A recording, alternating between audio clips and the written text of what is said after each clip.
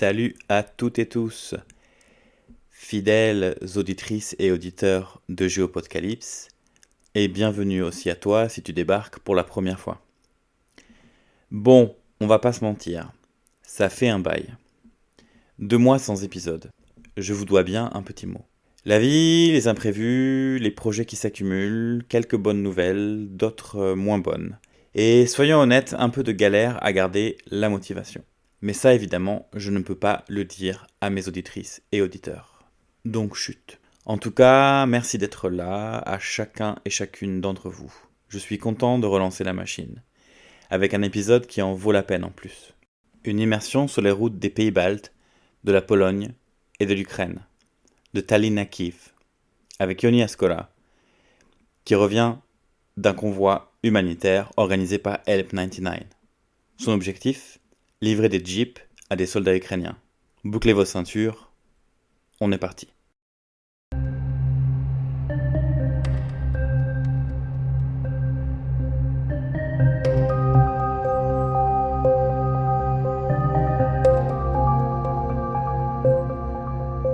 Je m'appelle Julien Puertas, vous écoutez Géopocalypse, géopolitique d'un monde en tension.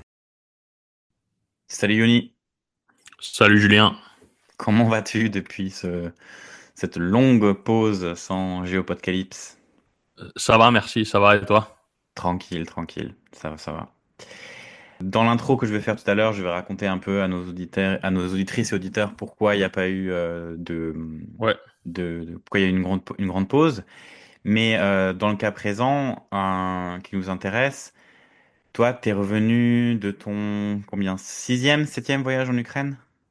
ouais, Déjà? sixième pendant la guerre. Sixième, ouais. Ouais, Sixième depuis ouais, la guerre totale. En Ukraine, il y a pas très longtemps, il y a même pas une semaine maintenant.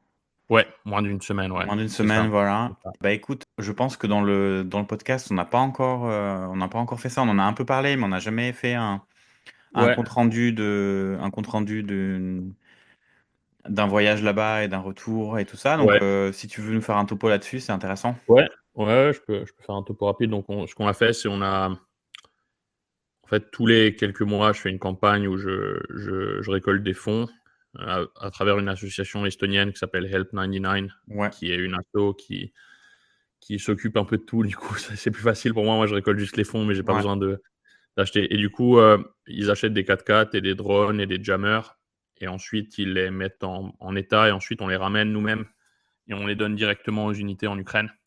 ouais, Et à la base, c'est mon frère qui s'est lancé là-dedans en 2022. Parce que le gars qui a fondé cet assaut est un ami à lui. Et lui, il y est allé 6 fois aussi, mais on n'était pas toujours en même temps. Et là, j'ai fait 5 ou 6 campagnes sur les 7 derniers mois.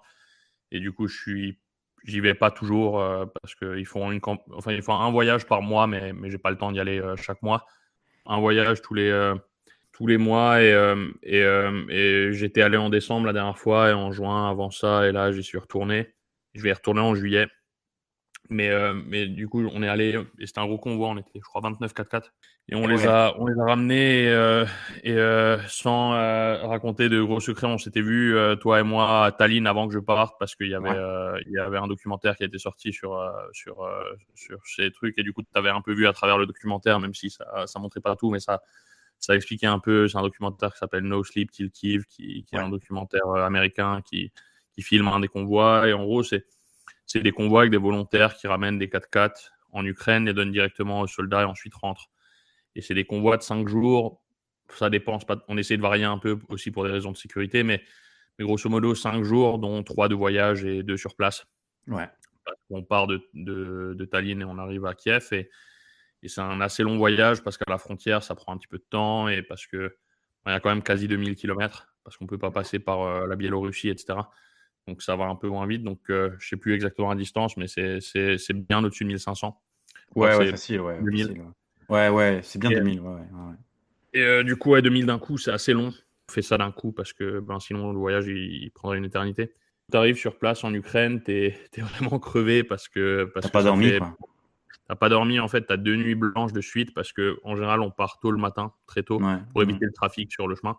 ouais, dans les grandes villes, à Riga, etc. Et du coup, La nuit d'avant, t'auras sûrement pas forcément très bien dormi non plus, parce que t'as un non, peu non. Donc, mais en gros, tu l'excitation tapes. du départ, etc.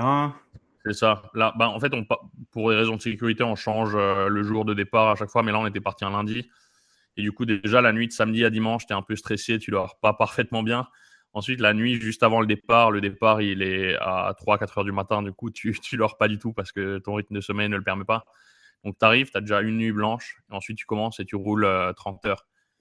Ouais. Et du coup, tu te fais 2 nuits blanches de suite avec une mauvaise nuit avant ça. Et tu arrives sur place, tu es éclaté. J'ai fait une sieste, j'avais des amis anglais du convoi qui m'ont proposé d'aller manger parce qu'ils connaissent bien Kiev et ils voulaient aller manger à un restaurant. Comme je suis arrivé avant eux à Kiev, j'aurais dit je fais une sieste. Ouais, Et parce que je je me t'interromps réveille. aussi parce que Ouais, ça c'est quelque chose que les gens ils ont peut-être pas pensé s'ils pensent au convoi la première fois.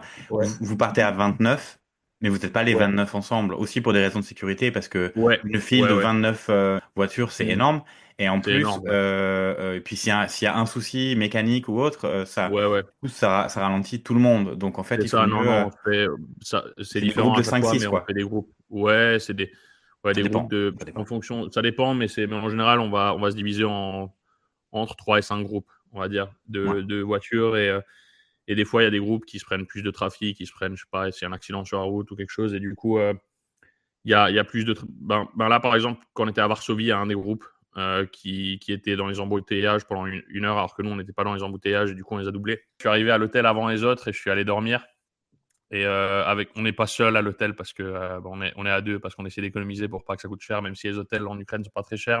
Hmm. Mais du coup, j'étais censé faire une sieste de 1 heure et ensuite aller déjeuner avec des gens, avec des amis que Ouais. j'avais pas eu depuis longtemps. Et en fait, quand je me suis réveillé après 1 heure de sieste, je leur ai écrit et ils m'ont dit ils sont pas encore là.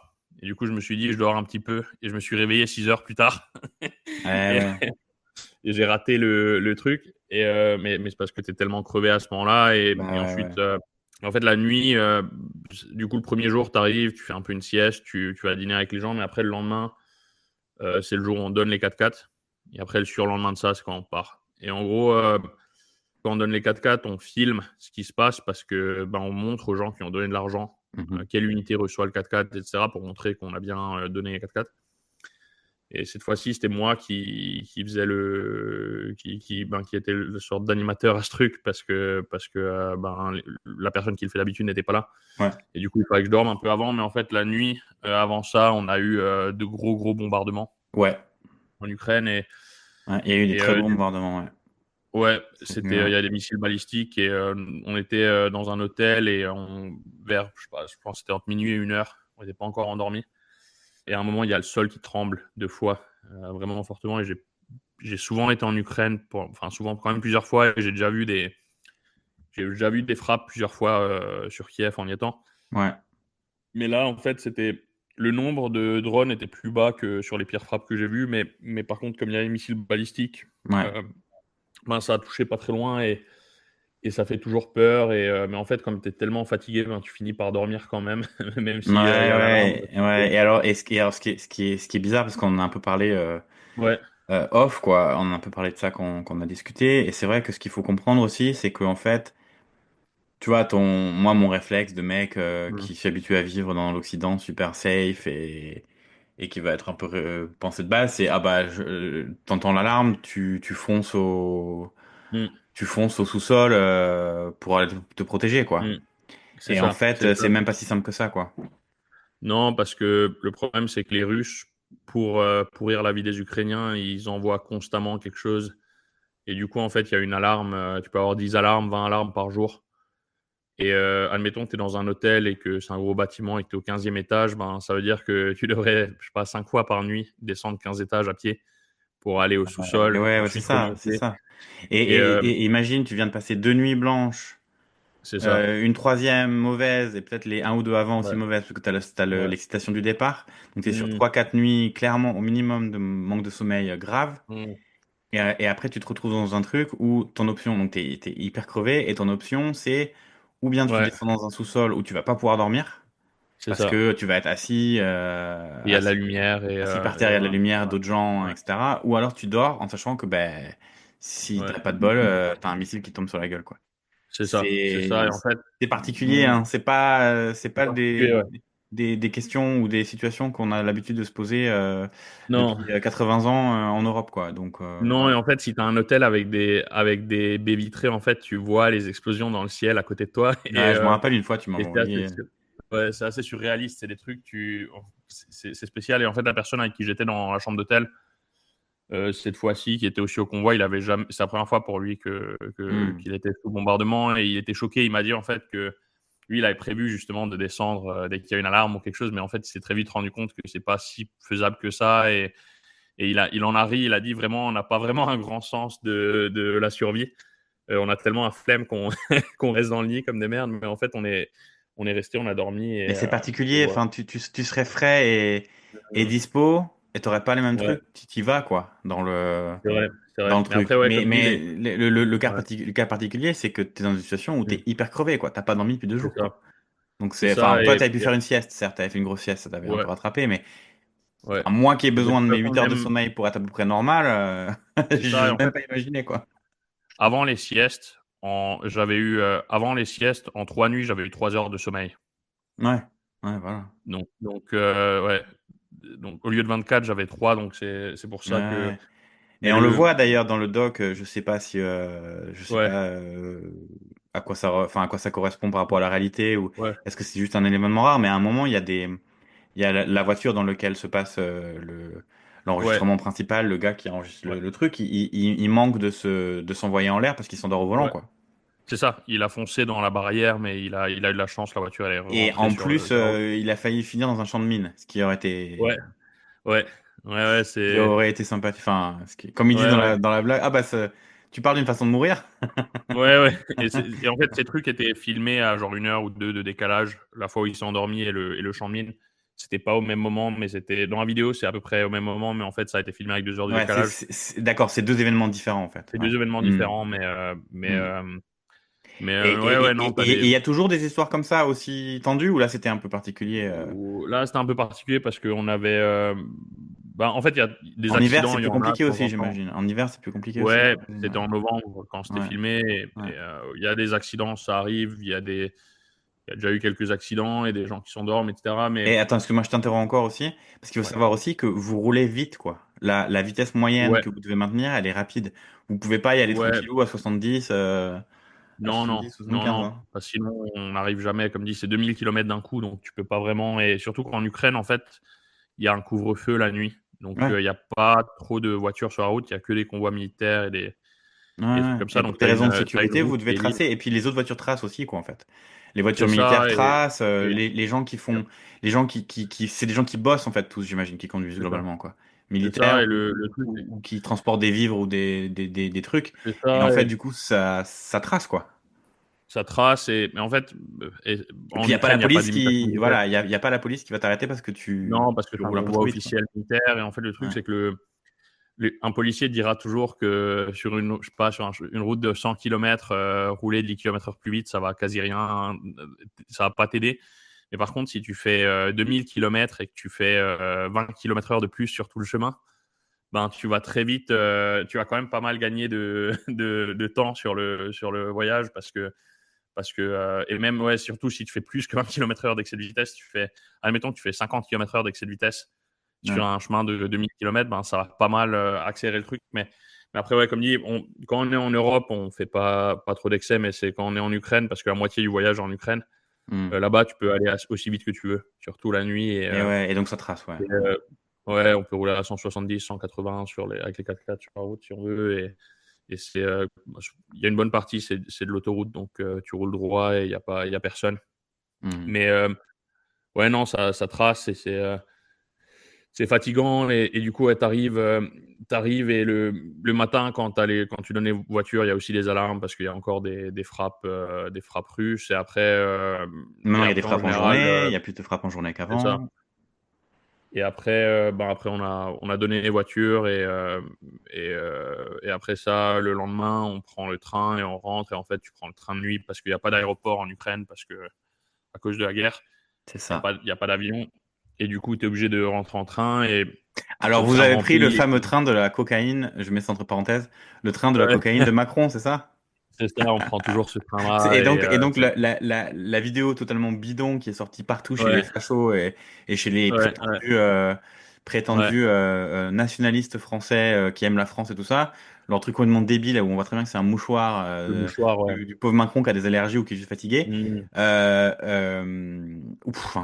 Bref, quelle histoire débile, mais bon, C'est bref. ce train-là, Il est sauf dans que ce nous, on n'est pas train-là, en il est dans première le même classe. train que vous, quoi. Voilà. Il est dans le même train, mais nous, on n'est pas en première classe comme lui. Donc, nous, on est Ouais. dans les trucs où il y a 4 personnes par chambre.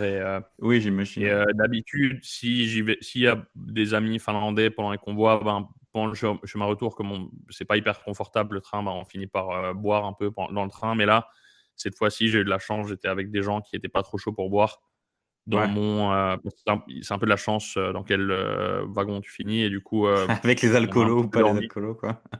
Et tu dors pas beaucoup parce que tu te couches à minuit et il y a du bruit, tu te réveilles, il y a des gens qui boivent, etc. Et ensuite, tu finis par dormir 1 heure ou deux. Et après, à 4 heures du matin, t'as la police polonaise qui vient checker ton passeport parce que tu arrives à la frontière et tout ça. Et c'est pas la fête, mais C'est pas de après, tout ouais, repos. non, non, Bah, du c'est un coup, peu la fête, ceux qui picolent dans le train. J'imagine que c'est ça pour eux, ouais. ça doit un Mais peu du coup, chanter, ouais, ça doit un peu chanter, un peu faire ouais, les un fous quand petit peu. même. Ça relâche la pression, Mais j'imagine aussi quand même. Je pense que. ouais, ça relâche un Ah, peu. C'est le moment où tu peux relâcher. Mais du coup, tu arrives et tu as déjà pas mal de dettes de sommeil. Ensuite, tu as le train et tu dors pas. Tu arrives à Chelm. Chelm, c'est une ville polonaise. mhm. Et après, tu attends quelques heures là-bas. Tu prends un autre train et tu tapes 3 heures de train et tu vas à Varsovie. Et de là-bas, tu vas à l'aéroport. Et ensuite, si tu as de la chance, tu as un avion assez vite et tu rentres. Ouais. Et du coup, ouais, quand tu rentres, tu es fatigué. Et comme j'avais dit à l'événement du film, en fait, c'est un sentiment assez bizarre quand tu rentres parce que pour l'avoir fait pas mal de fois et pour avoir vu pas mal de gens le faire, en fait, c'est parce qu'au fond, t'es pas dans une, toi, t'es pas un soldat et t'es pas en train de faire des folies ou des trucs comme ça, mais en même temps, t'es quand même dans un pays qui est en guerre, sous bombardement, tu dors pas, tu fais quelque chose d'un peu spécial et du coup, quand tu rentres, t'as vécu des trucs mais que tu peux pas vraiment expliquer aux gens qui n'ont Bah pas été sur ouais, c'est place. Enfin, clair, tu c'est peux clair. expliquer, mais en fait, ils comprennent pas parce qu'ils n'ont pas été sur place, c'est différent. Moi, je commence à comprendre en Et fait, mais moi, plus tu m'expliques, plus je comprends. Mais entre ouais, le fois où on en a parlé, parce qu'on a parlé de plusieurs de tes voyages. ouais, Plus après, maintenant que j'ai vu le doc, etc., hmm, petit à petit, je commence à de plus en plus comprendre un peu ouais, tous les ouais. trucs. Mais évidemment, encore loin de si je l'avais vécu, tu vois. Mais Et de, c'est vrai qu'au début, hmm, tu vas quand tu connais pas, tu vas t'imaginer des trucs. À la limite, tu vas hmm, t'imaginer des trucs sur certains sujets, tu vas t'imaginer que la situation, elle est pire que ce qu'elle est. ouais, Et par contre, ouais, sur d'autres, au niveau de certains risques qu'il peut y avoir ou de certaines ouais, expériences très émotionnelles, très fortes, bah, quand tu les vis pas, ouais, tu peux pas les comprendre, quoi. ouais, Et ouais, ouais, voilà, forcément. c'est ça. Et en plus, c'est Là, quand par même exemple, le plus proche que tu peux faire hmm, après, à part aller soi-même se battre, on commence à ouais, se ouais, rapprocher un peu du plus proche parce que les 4x4, vous hmm, les amenez directement à des mecs qui quittent le front pour hmm. venir vous rencontrer, quoi. Ouais, ouais, et qui nous Donc, racontent leur histoire et qui montent des et vidéos. qui repartent après, quoi. Et qui repartent après, Ouais, quoi. ouais, qui repartent directement sur le front le jour même. Souvent, on reçoit des Voilà. vidéos Et 5 qui heures plus certains, tard, ils malheureusement, c'est peut-être sont la dernière fois que tu les verras, quoi. un des 4x4 qu'on a ramené pour lequel j'avais fundraisé, là, ben, le 4x4, 3 jours plus tard, il a explosé. Il s'est Ouais, pris des drones. ouais, Donc, j'ai vu ça la va photo. vite. Ouais, non, et les soldats, en fait, les soldats Heureusement, qu'on la rencontre, personne en question, la personne en question a été sauvée, mais ouais, ouais. ouais, ouais, c'est spécial Et parce c'est que là où on voit, parce qu'il faut expliquer aux gens, c'est que les 4x4 Mm. aussi, ils ont une sorte de. T'as plusieurs choses. Vous avez des anti-jamming, donc des trucs Ouais, pour que les drones ou les missiles qui tomberaient dessus tombent un peu à côté, ouais, quoi. les Il y a drones, ouais, c'est ça, il y ça, a un parce léger que blindage. J'ai bien compris, il y a souvent un léger ouais, blindage sur certains sur 4x4, il y a un certains. peu de blindage, sur Mhm. d'autres non, mais il y a C'est plutôt pour des surtout, c'est rafales les de Kalash ou des jammers trucs comme ça, j'imagine. ouais, Ouais, en fait, il n'y a pas un blindage sur tous, mais sur certains, il y en a, mais c'est ouais, surtout les jammers qui aident ouais. pour les drones. Et il y a Pour les aussi drones, ouais, ouais. il y a un truc de vision de nuit pour pouvoir rouler de nuit sans lumière. Voilà. Et il y a aussi un détecteur qui sert à rien pour les enlever, mais qui te dit quand il y a un drone qui s'approche Ouais. dans le 4x4. Et ça aide. Et en général, ça Ça permet de protège des sauver vies, des ça vies. sauve Et des vies, ouais, ouais.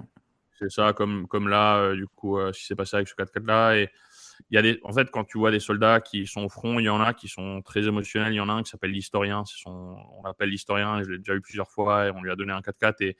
Et c'est un gars un peu plus âgé qui a des forces spéciales et qui est hyper sympa et qui il te ramène de l'alcool fait maison et il pleure et il raconte sa vie et tout ça. Et c'est hyper c'est émouvant de parler avec lui. Après, il y a d'autres soldats qui tu parles et ils ont vraiment zéro émotion sur leur visage parce que et ils te montrent une vidéo, ils tuent quelqu'un à main nue. Ils te montrent une vidéo filmée avec un drone où il y a quelques jours, ils ont tué quelqu'un à main nue dans les tranchées. Ouais, Et voilà, le c'est gars, pas neutre tu voyais, quand tu vis ça, quoi. c'est ça. Et tu voyais le gars frapper avec un casque et avec son arme, il frappait parce que son arme est à bloquer, il frappait le gars et ce genre de trucs. Donc, tu as vraiment de tout. La plupart des gens, c'est des gens très normaux, mais c'est juste que les gens sont marqués par le front et du Bah, coup, la c'est guerre, la guerre va, même si tu peux être quelqu'un de très gentil, la guerre va te laisser des ça. traces, hein. Et du Une coup, guerre tu comme ça parles avec laisse ces personne gens-là. indemne, hein. C'est pas possible. Et ça aussi, c'est un peu, ça rend le voyage difficile quand tu rentres. C'est que, en fait, tu avec des gens qui sont au front et qui font 1000 fois ce que toi tu fais, mais au fond, qui ont quand même, comme ils sont sympas et tout ça, ben eux, ils sont là en train de te remercier, de te faire des câlins et te dire putain, merci, grâce à toi, on est en vie, Ouais, non, mais blablabla. puis Au fond, déjà, t'es pas militaire de carrière et t'es pas c'est ça, ukrainien c'est ça. malgré tout non plus. Tu vois, Non, non, mais ce que je veux dire, c'est que c'est difficile. si un jour En fait, c'est ça qui est malheureusement c'est la difficile. Finlande qui se fait attaquer, Ouais, ouais. voilà. Non, non, c'est On parle sûr. en théorie, hein, je ne suis pas en train de, évidemment, Ouais, ouais, j'espère que ça arrivera jamais, etc. Mais toi, tu feras sûrement partie des gens qui iront se battre et si tu as des ouais, gens ouais. d'Ukraine ou d'ailleurs qui vont t'aider, tu seras hyper reconnaissant C'est sûr, c'est sûr. et Moi, ça me t'estimeras pas pose que pas de c'est à problème. eux c'est à eux de se battre pour ton pays au sens de, tu Non, vois, non, on n'est pas un clairement. militaire de. Enfin, moi, je respecte les gens Non, qui non. vont se battre, les étrangers qui y vont, tu vois.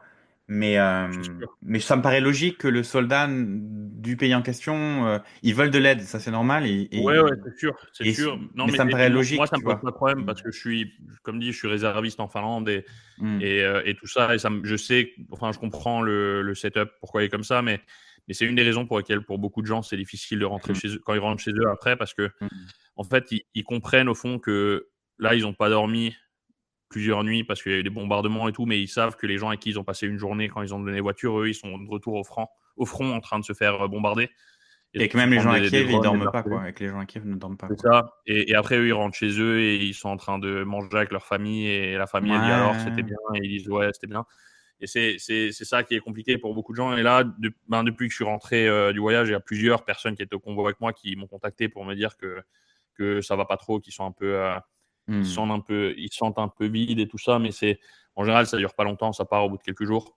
Ouais. Mais c'est aussi ce qui motive les gens un peu à revenir. Et il y a des gens, ils sont un peu accros à ça. Il y a des gens qui vont à un convoi sur deux ou des trucs comme ça parce que ils veulent aider, mais aussi parce que ouais, je pense qu'ils ont un peu ce sentiment qu'ils doivent retourner là-bas et c'est spécial. Et après, comme dit, il y a toujours un niveau à tout. Et pour les soldats qui viennent du front, pour eux, Kiev, c'est rien. Pour eux, c'est le Club Med d'être à Kiev parce que comparé à là où eux ils sont sur le front, c'est 1000 fois plus Ouais, ouais. safe et Alors tout que, ça. Et euh, alors que tu demandes à 90% des gens qui vivent en Europe de l'Ouest en ce moment, ils n'auraient pas eu envie ouais, d'y ouais, aller, quoi. c'est ça, c'est ça. C'est Eh oui. ça, il y a toujours des niveaux à tout. Et nous, justement, ce qu'on fait, c'est pas du tourisme de guerre. Nous, on y va pour ramener le matériel et le donner aux soldats. Et on va jusqu'à Kiev parce que eux, ils viennent de l'Est et du Sud. Et pour eux, ça leur fait quand même 7, 8, 9 heures de chemin pour venir les chercher. Bah ouais. Donc, on va pas aller plus loin. Mais ce que je veux dire, c'est que nous, Vous on avez va pas déjà sur le. envisagé d'aller plus loin? Tiens, je me pose la question comme ça. Non, non, Non? non, on va pas. On a des personnes dans l'association qui le font, Mhm. mais ils le font pas par plaisir. Ils le font quand l'unité peut pas venir chercher le matériel. Ouais. On a un gars, un Estonien qui est en Ukraine la moitié du temps, et qui pour le coup lui il ramène la voiture. Quand l'unité peut pas la chercher, c'est lui qui les ramène. Mais lui il les ramène, du coup lui il va proche du front. Mais nous on n'y va pas, on n'est pas là pour ça. Donc nous on est là pour donner directement. Il y a pas de middleman, il y a pas ce côté-là. Donc c'est pour Ouais. que ce soit efficace et tout ça. Mais en même temps on va pas aller à Zaporizhzhia donner des 4x4 pour entendre les bruits d'artillerie et faire les malins. On reste à Kiev parce que c'est le plus loin qu'on peut aller sans que ce soit du tourisme de guerre et sans que ça ce soit Ouais, que ce inutile, un soit, risque c'est inutile. utile, c'est assez Ouais, rationnel parce c'est que ça. c'est quand même une capitale, donc là, il y a les infrastructures pour tout ça. Ouais, Et et c'est il y pas a du beaucoup tourisme de guerre, d'unités comme qui tu ont dis, leur ouais. écu là-bas aussi. Donc ça a un sens parce que les unités rentrent là-bas pour former des soldats, pour les trucs administratifs et tout. Donc c'est pratique pour les unités de rentrer et de gérer des trucs en même temps. Mais par exemple, si on irait à Lviv, la ville de l'Ouest, ça serait beaucoup trop loin parce que ce serait à 14 heures de route pour certaines des unités. Ouais. Ça veut dire 30 heures aller-retour, c'est un peu trop. Et là-bas, ça serait plus safe, mais du coup, c'est trop loin. Et c'est déjà arrivé, il y a beaucoup de convois de gens qui vont là-bas. Mais en fait, le problème quand tu fais ça, c'est que tu finis par donner des 4x4 à des unités qui sont basées là-bas. Et du coup, tu donnes des 4x4 à des unités, mais qui sont pas vraiment sur le front. Ouais. Ouais. Ils sont et ça peut Et arriver. comme On a sur le front, par ailleurs, beaucoup d'unités en manquent cruellement, c'est ça, c'est un peu con. c'est un peu con. Et d'ailleurs, s'il peut y avoir des histoires qui ensuite, des mauvaises histoires qui ensuite on dit ah ouais, un tel, il l'a gardé pour lui, il l'a revendu au marché C'est noir ça, ou c'est ça. truc comme ça, c'est exactement dans ce genre de setup que ça peut Ouais, se ouais. passer, quoi. Ouais. Et de toute Alors que façon, là, au nous moins, on vous a allez directement à la source, il n'y a pas de. c'est Vous ça et nous connaissez on les a gars sur le front, ouais, voilà, ça tourne, on a ça une liste tourne, d'attente, on c'est pas a toujours les mêmes, et de ouais. toute façon, en fait, en Ukraine, il y a un système de crédit pour les unités. Mhm. Ça s'appelle pas comme ça, mais c'est en gros, c'est un système de crédit où ton unité, il a un numéro ou un code ou un truc comme ça. Et en gros, le ministère de la Défense sait combien tu as de matériel, quel matériel tu as. Et en fait, tu es obligé de passer par ce système de crédit si tu veux avoir une de nos voitures. Donc, en gros, tu es obligé d'être une unité officielle et tu es obligé d'avoir. En gros, le ministère de la Défense sait que tu as reçu le matériel. Donc, du coup, il y a au moins ce côté-là. Mais après, on a donné 650 4x4 pour l'instant. Forcément, si tu donnes 650 4x4, tu auras une grosse partie qui vont être servies sur le front et tout ça, mais tu peux toujours avoir un cas d'une unité qui. Par exemple, admettons, tu donnes un 4x4 à une unité qui est basée sur le front, et en fait, ils reçoivent le 4x4 et une semaine plus tard, il y a une rotation, en fait, ils sont envoyés à l'ouest du pays, dans une zone calme.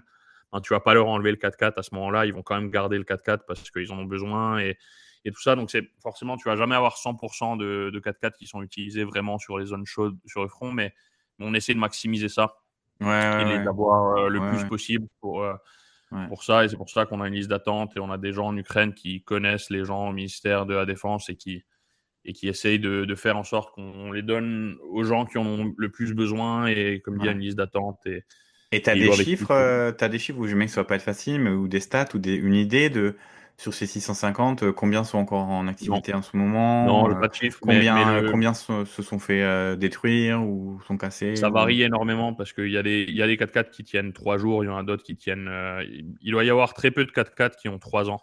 Mhm. Sur les 4x4 qui ont été donnés en 2022, il doit y en avoir très peu. Mais il y a des 4x4, ça m'étonnerait pas qu'en moyenne, un 4x4 tienne, si je devais inventer, mais je sais pas, 5 mois ou 4 mois ou quelque chose. Parce que il y a quand même des 4x4 qui tiennent et il y a des 4x4 qui se font détruire mais qui sont réparés et tout ça. Donc ça tient quand même. Mais C'est le ouais, gars qui s'est fait mais. détruire le 4x4 en 3 jours, Mhm. il avait reçu un 4x4 en février de chez nous et son 4x4 a tenu une semaine. Et là, il a tenu 3 jours. Ouais, ouais, ouais, putain, il y a vraiment pas de Et bol, quand je l'ai quoi. vu, quand j'ai parlé là la semaine dernière, Ouais. il m'a dit qu'ils avaient perdu 3 4x4 en une semaine. Et ouais, bah ouais, mais Donc bon. ça va vite et c'est pour ça qu'on leur en ramène parce que en fait le ministère de la Défense ukrainien il leur donne du matériel mais le truc c'est qu'il n'y a jamais assez de matériel parce que Ouais, tu perds constamment du matériel et ils peuvent pas le remplacer, c'est normal. ouais. Et du coup c'est le Ce genre qu'il de faut truc déjà qui expliquer manque. aux gens peut-être aussi, c'est ça, c'est que déjà de base, tu vas m'expliquer ça mieux, mais de base, un peu ces 4x4, entre guillemets, ils remplacent déjà des sortes de. Ils remplacent Ouais. quelque chose déjà, en fait. Ben, Euh, un peu ils une remplacent des sorte de. blindés Un déjà blindé léger, quoi, ouais. Ouais. pour plusieurs raisons parce que déjà il manque des blindés qui servent de véhicules pour évacuer Ouais. ou qui servent de véhicules pour déplacer des troupes, il n'y en a déjà pas assez. Ouais. Donc c'est une des raisons. Mais après, il y a une deuxième raison, c'est que ben déjà, l'armée ukrainienne a grandi un peu trop vite au début de la guerre et du coup, il manque de matériel. Ouais. Mais en plus de ça, en fait, il y a des endroits où c'est plus pratique d'utiliser un 4x4 et Ouais, bien sûr. j'ai entendu des histoires de soldats ukrainiens qui, en fait, parce que l'armée russe, ils ont des niveaux de priorité, comme les armées en général. Et en fait, s'ils voient un tank, ils peuvent mettre telle et telle ressource pour détruire le tank.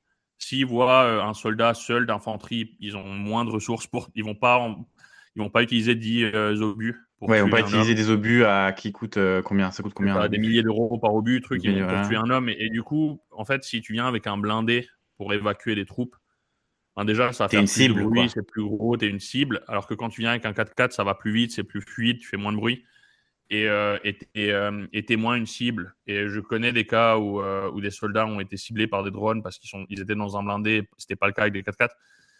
Il y a ce côté-là. Après, il y a le côté rapide. Ouais. Ça, t'as pas besoin c'est plus facile niveau logistique parce que si tu viens avec un blindé, tu as besoin de l'équipage, du blindé, tout ça, alors que un 4x4, le soldat peut le conduire lui-même. Il y a plein de raisons. Et après, comme dit, pour la logistique, si tu vas chercher du matériel qui est à 100 km, tu vas pas conduire avec un blindé pour le chercher, tu le fais avec un Bah ouais, 4x4. c'est Il y a clair, plein c'est de clair. raisons il y a plein, Plein de des fois, raisons tu pour vas avoir. lesquelles ça fait, comment dire en anglais, ça fait sens, quoi. C'est ça, Ouais, et c'est pour ça que c'est utile et il y a tellement de troupes que tu as besoin de les déplacer et tu as tellement de matériel et de trucs. Donc, c'est pour évacuer des troupes, évacuer des blessés et aussi juste ramener des troupes, les chercher, etc. au front, c'est utile les 4x4. Et c'est pour ça que ouais, c'est ce qu'on donne. Et après, il y a aussi les jammers et les drones, parce qu'on donne pas que les jammers à 4x4, on donne aussi des jammers en général ouais, pour protéger les troupes de ouais. drones. Et après, ouais, on donne des drones aussi et des générateurs. Ouais. Et pour les gens Et, intéressés, déjà, le lien vers Help 99, il est sur le petit site du podcast, et de Finlande, et de Géopolitique en Finlande, et de Géopocalypse. Et après, là, dans l'épisode en particulier, je vais le mettre, et on va le mettre un peu partout, ah, du coup, sur c'est YouTube, gentil. Ouais. partout. On sait jamais, tu vois, si vous voulez Ouais. vous familiariser avec le projet, ou que ça fait Mm. longtemps que vous vous dites, tiens, j'aimerais bien aider l'Ukraine. On fera un Mm. épisode aussi sur pourquoi est-ce que, même si on est des gens qui sont pas du tout pro-guerre de base, Mm. pourquoi malheureusement, enfin malheureusement, pourquoi c'est quand même largement plus utile à l'heure actuelle d'aider l'armée ukrainienne que d'aider les civils ukrainiens. Mm. C'est Ça, ça. on pourra avoir une autre discussion là-dessus, ça peut être Ouais. intéressant. Parce que beaucoup de gens se refusent à aider, ils veulent aider l'Ukraine, Mm. mais ils vont pas vouloir aider C'est l'armée ça. parce que Par principe, ouais. par principe pacifiste ou etc. Mm. Et c'est compréhensible, mais dans le cas présent, c'est pas très rationnel, quoi. Non. Et Non, parce que ouais. Bah, donner si un. tu veux expliquer vite fait pourquoi, hein. Ouais, je peux expliquer en deux minutes, mais ouais, Ça peut être, si ouais. tu donnes un 4x4 qui finit par être donné à la bibliothèque locale d'une ville à 600 km du front, ben ça va rien changer. Ça va aider personne, c'est inutile. Tu vas te sentir bien d'avoir fait quelque chose, mais tu vas pas aider la guerre à terminer plus vite ou tu vas pas sauver des vies, tu vas rien faire. Et du coup, t'as beaucoup de gens qui essaient d'éviter de donner à l'armée, justement, ouais, Ouais. par principe, comme tu le dis, mais malheureusement, euh, Ouais, et puis il y a la peut-être une guerre, en fait, vision, excuse-moi, je t'interromps, il y a peut-être aussi ouais, une vision un peu déformée qu'ont beaucoup de gens c'est ça. de l'aspect crise sanitaire dans un pays comme l'Ukraine, qui est pas C'est la même ça. chose que ce qu'on va avoir, bah, par exemple, en ce moment Non, à Gaza, ou qu'on peut c'est ça. avoir dans d'autres territoires, que ce C'est soit ça. En Ukraine, Sud on Sahel, Soudan. C'est pas c'est la un même grand chose pays. quand même en Ukraine. C'est un grand pays et C'est un grand pays, il y a des bombardements, il y a des trucs, mais après, ouais, quand t'es pas au fond, en dehors en dehors des bombardements et des alarmes, la vie continue normalement. Et en ouais, fait, ce que les gens comprennent pas, c'est que certaines personnes pensent que si tu donnes du matériel à l'armée, ben, ça va faire durer la guerre. Mais en fait, comme l'Ukraine ne choisit pas cette guerre, et l'Ukraine va combattre quoi qu'il arrive, parce que, en fait, que tu leur donnes le 4x4 ou pas, ils vont pas arrêter de combattre pour autant. Du coup, en fait, tu les aides à évacuer des troupes et à sauver des gens. bah ouais, Ces 4x4 sont aussi utilisés pour évacuer des civils, parce que quand ils partent d'une zone qui se fait occuper, ben, ils essaient de prendre les civils avec. Donc, quand même, ça sauve des vies et ça aide les soldats au front. Et en fait, comme dit, beaucoup de gens pensent que l'Ukraine choisit cette guerre, mais on le voit actuellement en Turquie. C'est la Russie qui n'a pas envie d'arrêter la guerre. C'est eux qui ont lancé cette guerre. C'est eux qui l'ont commencé en 2014. C'est eux qui sont passés en guerre totale en 2022. Et c'est eux qui veulent pas l'arrêter. Poutine, il propose de faire des négociations. Ensuite, il vient même pas à ses propres négociations. bah ouais. Enfin, Donc, c'est malheureusement comme ce ça. Et l'Ukraine criant de va pas vérité, s'arrêter de battre. il faut être vraiment dans le déni pour ne pas vouloir le voir. C'est ça. Et l'Ukraine va pas arrêter de se battre parce que ils ont pas le choix. Et du coup, Et en plus, même si on est pacifiste par nature ou qu'on n'aime pas la guerre et tout mm, ça, de toute façon, il faut comprendre que c'est une sorte de front pour qu'ils nous défendent nous aussi en Europe. c'est Et ça, parce que et ils ont pas ça, c'est choisi cette l'évidence même guerre. aussi. Elle leur est imposée. Et le choix pour eux, parce que ce qui se passe en Ukraine, c'est un génocide. Ce que les gens ne comprennent pas, c'est les gens confondent souvent crime de guerre et génocide. Ils Ouais. croient que les génocides, ça se Ou mesure crime en contre nombre de l'humanité. morts. Et il y a un mélange C'est aussi ça. entre tout ça. Il y a un mélange de tout ça, mais en fait, la raison pour laquelle c'est un génocide en Ukraine, c'est parce que la Russie justifie sa guerre en disant que l'Ukraine n'existe pas. comme État et comme culture et comme identité. Comme tout. Et en plus de ça, de manière active, ils essayent de supprimer cette identité. Toutes les zones occupées par les Russes, ils essayent de russifier les gens et de leur interdire de parler ukrainien et de leur forcer à avoir les forcer à avoir des passeports russes, etc. Donc il y a ce côté-là. En plus de ça, Après, il y a ils des gens qui vont kidnappent. dire que les Ukrainiens font pareil dans plein de zones, Non, etc., etc., etc. Mais bon, les Ukrainiens font pas du tout ça. non, Il y a- ils il y font a- pas pareil, quoi. C'est ça qui est pareil. À chaque Non, fois, mais il je n'y a dis que c'est aucune zone où l'Ukraine déjà perd des zones, elle n'en gagne pas, donc elle peut pas. Mais il n'y a aucune zone. L'Ukraine n'a jamais, quand l'Ukraine est allée à Kursk en Russie, ils n'ont jamais demandé à prendre des passeports Non, ukrainiens non, en non, russe. c'est pas par rapport à ça. C'est plutôt par Ouais. rapport à des zones peut-être avec la Hongrie ou des choses comme ça. Tu vois, Ah, dans ouais. une histoire, dans une histoire un peu récente, tu vois, il y a eu des sortes de, on a un peu forcé les gens à parler ukrainien, des choses comme ça. Mais bon, Non, ça me mais paraît pas, chaque pays a sa langue c'est et ça, essaye enfin de ça. Et puis la. c'est un contexte Après, et particulier, quoi. l'Ukraine, pour le coup, est un des pays qui force le moins sur sa langue. L'Ukraine est un pays où une grosse partie de la population va parler russe jusqu'à aujourd'hui Oui, encore. oui, par ailleurs, oui, tout à fait. Et ils n'ont jamais forcé ces gens à parler ukrainien. Oui, mais là, c'est particulier maintenant. Malgré ce que la propagande russe pousse dessus, mais Ouais, encore aujourd'hui, il y a sûrement la moitié des Ukrainiens qui parlent russe ou une sorte de mélange de russe et d'ukrainien ouais, quand ils ouais. parlent entre eux Ouais. et il n'y a aucun problème avec ça. Mais je pense que Mais cette histoire, cette histoire par rapport ouais. à la Hongrie et tout, ça a été beaucoup aussi repris au tout début de l'invasion totale pour semer le trouble, Ouais, ouais, c'est pour que les Hongrois frontaliers critiquent les Ukrainiens, etc., c'est ça, etc. c'est ça, c'est ça. Venus enfin plus ou moins poussés par Orban et compagnie, C'est c'est ça, classique, on c'est connaît ça. quoi. Mm. Mais Mm. non, non, c'est ça. Et du coup, il y a ce côté-là qui fait que c'est un génocide, le fait qu'ils essaient d'enlever l'identité ukrainienne. Mais il n'y a pas que ça. Il y a aussi le fait qu'ils ont kidnappé plus de 19 000 enfants Ouais. ukrainiens et qu'ils les mettent dans des camps pour les forcer à devenir russes. Et en plus de ça, ce qu'ils font, c'est que dans les zones occupées, ils forcent les Ukrainiens des zones occupées à combattre contre l'Ukraine. Donc ils les mobilisent. Et tout ça, ça fait que c'est un génocide, ce qui se passe. Et du coup, quand il y a un génocide, tu peux pas ne t'arrêter de te battre. Sinon, ce qui arrive, c'est ce qui est arrivé à Mariupol, etc., et ce qui est arrivé partout, ben, Tu te fais tu disparais. annihiler, tu disparais, ouais. Et à Boucha, et à Izium, et à plein de zones. Et du coup, à cause de ça, l'Ukraine va continuer à se battre, quoi qu'il arrive. Et du coup, les aider, c'est le bon truc à faire. Et aider la bibliothécaire à 600 km du front pour se donner bonne conscience, c'est bien, mais ça va rien changer, ça va pas aider. Donc Ouais. c'est pour ça que le militaire c'est une bonne chose, mais c'est compliqué. Il y a beaucoup de gens qui ont du mal avec ce concept, mais c'est la vie Ben, malheureusement. Mais de toute façon, on en parlera dans un on autre pourra épisode. faire un podcast où on en parle plus, hein, ça peut être très intéressant. Ouais, ouais, ouais, ouais, bien Euh, sûr, bien sûr. ouais, ouais. Bah écoute, en attendant, je te remercie pour cet épisode-là. Non, Tu veux merci, avoir merci. un petit dernier mot de la fin ou une très courte anecdote que tu veux raconter Euh, ou le un pour le coup, petit. les Ukrainiens, pour avoir été 6 fois là sur les 2 dernières années et pour y retourner bien, j'y retourne bientôt. Les Ukrainiens, niveau motivation pour combattre et tout ça, ils sont pas moins motivés qu'avant. Ouais, Et ce qu'il faut pas oublier, c'est que la Russie avait 30% de l'Ukraine en mars 2022 et elle a 19% de l'Ukraine aujourd'hui. Donc, et ouais. on est quand même loin de la situation. Si on écoute les médias en France, on a souvent l'impression que l'Ukraine est en train de se faire écraser, mais c'est pas vraiment le cas dans les faits. Non, non, dans les faits, c'est pas le cas. Et c'est pour ça que la Russie frappe les civils parce que c'est le seul truc qu'ils peuvent faire, c'est terroriser parce qu'ils peuvent pas gagner militairement. Mais la Russie ne va pas continuer à l'infini. Ils vont être forcés d'arrêter un jour et c'est pour ça qu'il faut aider l'Ukraine parce que plus on aide l'Ukraine, plus on motive la Russie à arrêter. Si on n'aide pas l'Ukraine, ils vont se dire qu'ils ont la capacité d'avancer encore plus et du coup ils vont continuer. C'est pour ça qu'il faut continuer à aider l'Ukraine. Mais on en reparlera dans Voilà, un autre épisode. le message est passé. Je te remercie bien, Ioni. Super. Merci. Salut À Julien. bientôt. Voilà, cet épisode est terminé. Si par hasard il vous a plu, pensez à le partager autour de vous. Vous pouvez vous abonner à Géopocalypse sur votre plateforme de podcast préférée. Spotify, Apple Podcasts, Deezer, Podcast Addict et encore beaucoup d'autres. Et laissez un petit message ou une note, surtout sur Spotify et Apple. Ça aide vraiment beaucoup à faire connaître le podcast.